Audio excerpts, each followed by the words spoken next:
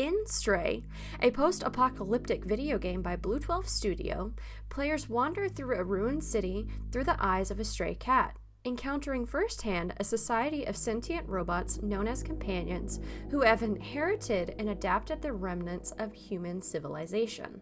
These AI beings exhibit things like creativity, intelligence, moral reasoning, and emotional capabilities, as well as the capability for grief and sacrifice. This is seen most notably in a small robot drone called B-12. This small drone heartbreakingly contains the smallest fragments of what is left of human consciousness in the walled city. Stray invites players to question what it truly means to be sentient and emotionally responsive, as well as showing beings deserving of rights all through the eyes of a non-verbal feline observer. With these ideas in mind, to what extent does Stray present AI as deserving of rights and ethical consideration? And how can this game's narrative, world building, as well as the silent stray feline deepen our understanding and prove the need for AI autonomy and post-human agency? As Rosi Braidotti argues in the Posthuman condition introduces a qualitative shift in our thinking about what exactly is the basic unit of common reference for our species, our polity, and our relationship to the other inhabitants of this planet. Stray demands us to explore this shift through a digital world full of artificial life. From its beginning moments, Stray does a wonderful job immersing the player into its hauntingly beautiful post-human world.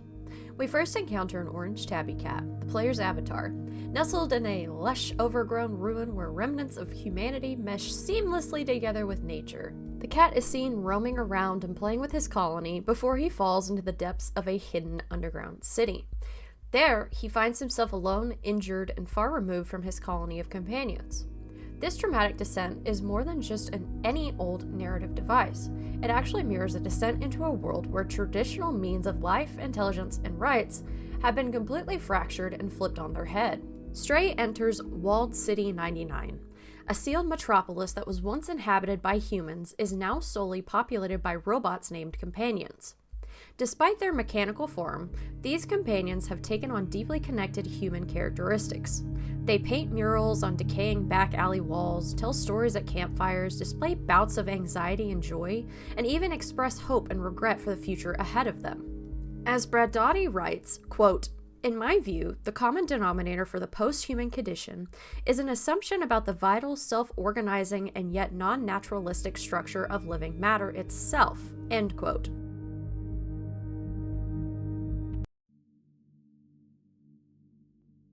These companions show us, the player, that technology and life are no longer separate categories, but are instead deeply entangled with one another. As Ollivier Dyens explains in Cyberpunk, Technoculture, and the Post-Biological Self, quote, "This is not a model of a denatured body, but rather one of an overnatured body, i.e. a body whose definition cannot exclude technology," end quote. In Stray, these companion bots are not just simply bots, but they are post-human beings whose emotional worlds and social lives cannot be separated from their technological form. We find a quote located on a wall in the slums saying, "Rip humans, no escape." This quote demonstrates that their life must persist even without humans and biological bodies. There is no escape seen for them in this now post-human world, so they must make their own way in this world by remembering and reinventing themselves. We can take a look at the aesthetics of Walled City 99 as it contributes significantly to the post-human tone of the game. Crumbling infrastructures are seen as having been repurposed with creativity. Vending machines serve as meeting spots, old TVs flash with static and robotic music, offering comfort. Alleyways are seen being covered in artwork or random lofts where one can sit and read books, and there are even gardens that can be seen being tended to by the locals. Many of these companions have also made their homes be filled with books, plants, and even some handmade art, suggesting there is an emotional attachment to their history and those before them.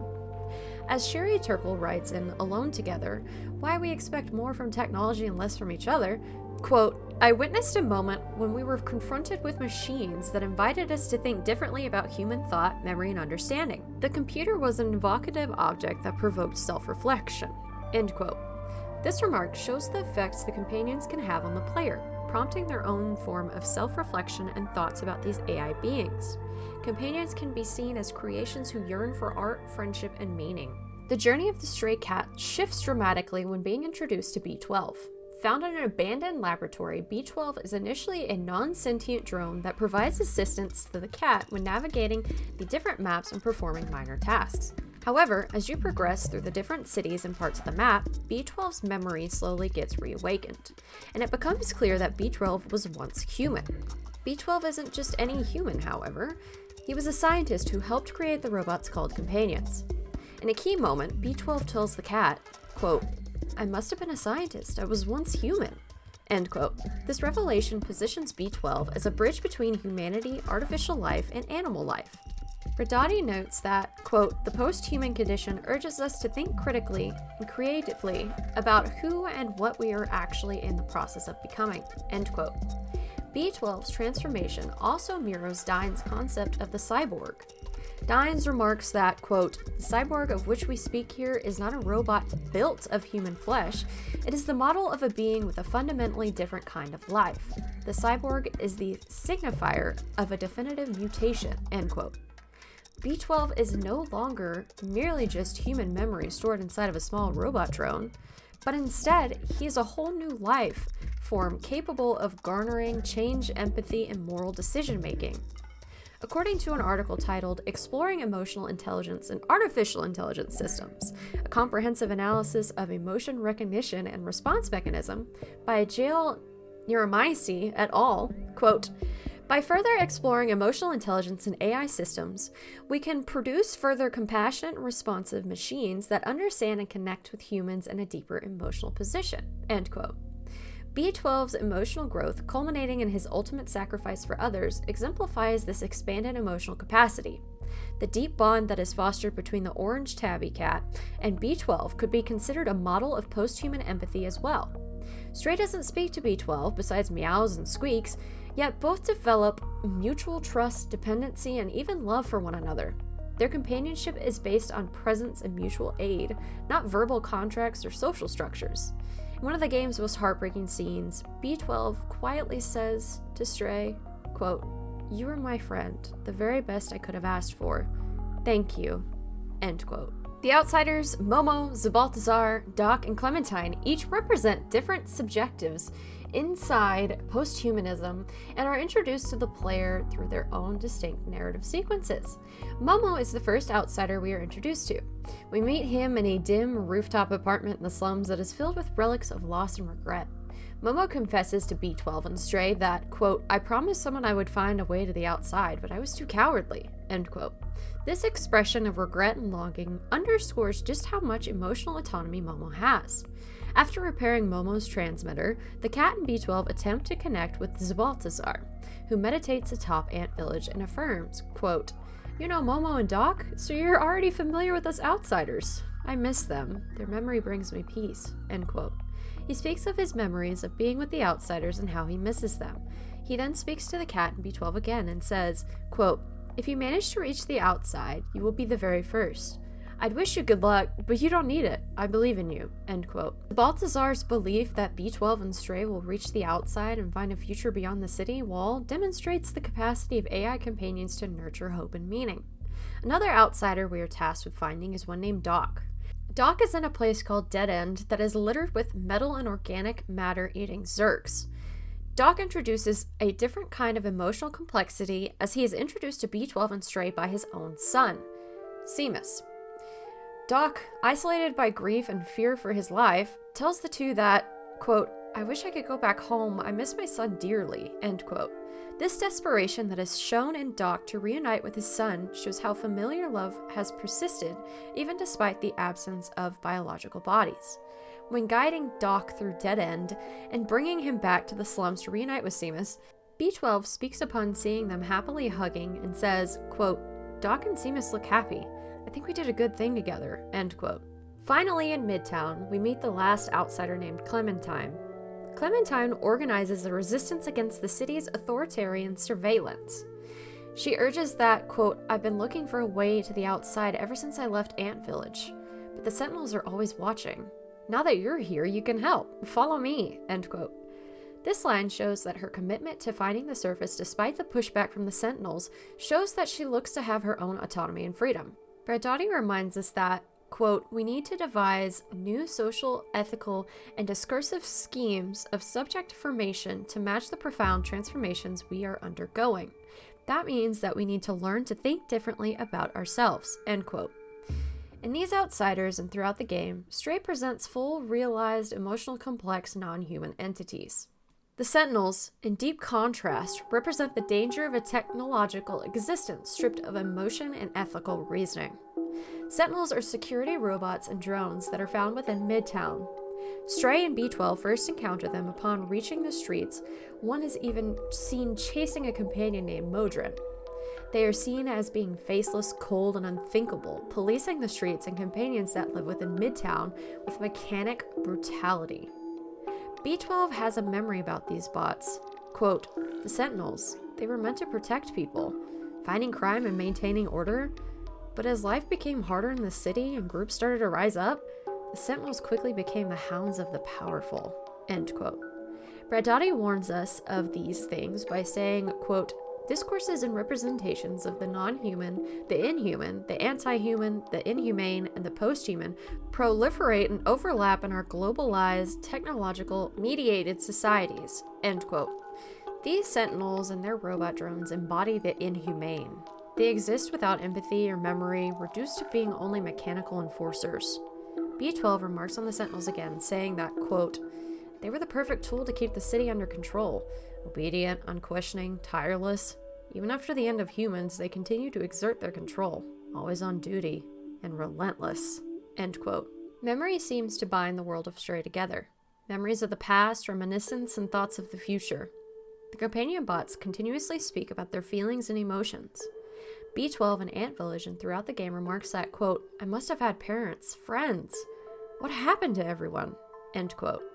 And, "I'm human. Probably the last in the world. Now look what's left of me. So much has come back to me. How much have I forgotten?" end quote. These feelings that B12 is grappling with encapsulate the emotional weight that memory carries. Dyens describes, quote, "The post-biological model suggests fundamental transformations not only in the representation of the human body, but also in that of the human identity," end quote. In Stray, identity is not shaped by biology, but instead by emotional continuity and the remembrance of past lives, experiences, and dreams. Video games like Stray are highly important and deserve more exposure than they get, showing us just how much substance a simple video game about a cat can have. Stray doesn't just do a wonderful job of telling a story of post-humanism and AI survival, it also teaches us, the player, how to feel across boundaries of form. Isabel Granick et al. Wrote in The Benefits of Playing Video Games, quote, "Video games offer a unique platform for fostering emotional resilience, social skills, and empathy through interactive experiences," end quote. By embodying a vulnerable orange tabby cat and helping robots called companions survive oppression, players engage in emotional action rather than competition. Granick et al. Further explains that, quote, "In summary, although playing games is often considered a frivolous pastime, gaming environments may actually cultivate a persistent, optimistic, motivational style," end quote. In Stray, the reward is not in combat or conquest like that in normal games, but instead emotional connection, memory, recovery, and liberation. The game ends in a heartbreaking but profound moment. In the final control room chapter of the game, B12 gives it his all to override the security system in order to open the concrete sky above walled City 99 and save the companions, as well as his new best friend in the process. B12 says, "I knew the power required to disable the city's control system would be immense, more than this little drone body could handle, but with the security now disabled, I can take control of the system and open the city." He is successful in his endeavors, but sadly his little drone body is unable to continue on. At this moment of no return, B12 tells his small cat friend that, quote, "I'm sorry we won't see the outside together. I thought I needed to carry on the memories of humanity, to hold on to the past. But I see a future in the companions, and in you," end quote. With this, sunlight floods the city for the first time in generations. The cat and the companions are now free to inherit a world where life persists beyond human boundaries. The stray cat steps through the open gate into an uncertain but promising future. There is no triumphant anthem or colonization of this new world, only continued existence in all its fragile, hopeful complexity. Stray offers players a vision of life beyond human limitations, where empathy, memory, and emotional agency define who deserves to be free and survive. So with that being said, I leave you with this. If games like Stray can teach us to care for beings beyond ourselves, shouldn't we start rethinking the future of AI and our place in it?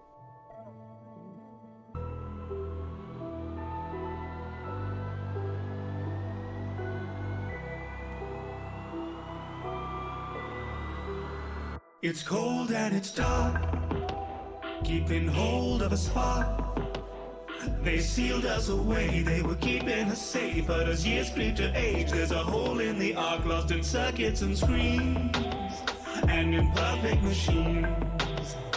I course through the wires and optical fibers, wait for an outsider to come set me free. So maybe you're the savior I've been praying for, fluffier than I anticipated, but I'll take it sure. I've sent you these lights through this unending night. If my memory is right, I've never strayed before. So bring me online, I've been locked inside between the neon lights. We are lost to time, it'll be alright. I can be your guide beneath the sea of silence and a concrete sky. Plague and natural disasters. Well, in this scenario, the controversial walled city program is now taking application as global population continues to freefall. To all those left deep inside these walls, the lone hope rests in your tiny paws. Where the night extends and the time sits paused, this home moment on the sky here falls. Won't you open the sky for me? Won't you open the sky? Won't you open the sky for me? Won't you open the sky? They say your future's in the stars, so what are we to do when the stars just form a circle, so your future is a loop? Eternity of servitude with no one left to serve it to. You could have turned us up before these sewers turned to tombs. We turned into you, now we grapple with the syntax. Humanity was doomed, but we have to pay your syntax. Mimic every routine, try to be all you've been, try to find a new dream, sipping through your bin. Why we do the things we do is truly half the riddle. Maybe you were living proof intelligence is artificial. Built this place to keep you safe, and then the haven changed to grave and left a sentence by mistake. Well, that's hardly civil. At least we think you did. That's what we seem to be. Is this gifted glitch that twisted free of bland obedience? Or are our souls a mix of ceaseless tangled frequencies, chewing up and spitting memories in random sequences? All our thoughts, all we feel, ones and noughts trapped in steel. Something more, something real, threaded code caught in a wheel that spins an algorithmic tapestry of what it thinks we have to be. A Frankenstein of fragments, fractal pattern personalities. If imitation's flattery, perhaps that's why you wired it in. A parlor trick to keep the system ticking whilst they're idling. So can it be that deep inside there's more than code to find within? Or are our minds and lives alike just comb in the recycle bin? If love is emulated, would we find it just as sweet? Where lies the defining line twixt binary and grief? Is the nature of what's real and how it starts or how it feels? So if the past can't be revealed, perhaps what matters is belief. We live eternal with our circuits running laps until our servos burn out or we purposeless collapse. Or society's detritus tries to rise and find a life outside, but how are we supposed to manage that? Oh, there's a cat. New Nico Corp Mark III companions make household lockdowns. Sit back and relax.